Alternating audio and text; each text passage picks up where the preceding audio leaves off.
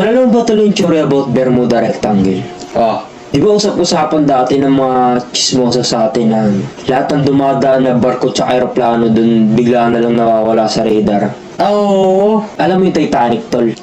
Dumaan pala yun dun, tol, sa Bermuda Rectangle. Bermuda Rectangle pala, tol, yung dahilan kaya lumubog yung Titanic. Sheesh! That's crazy. Ibig sabihin, di pala totoo na bumangga yung Titanic sa Ice Age, tol. Oh, tol, that's not true, tol. May theory pa nga dun, tol, na ano eh. Kilala mo, tol, yung bida dun? Si Rose tsaka si Jack Roberto. Oo. May theory pa pala dun, tol, na bago pala lumubog yung Titanic, tol. Nakapag-propose pa pala yun si Jack kay Rose.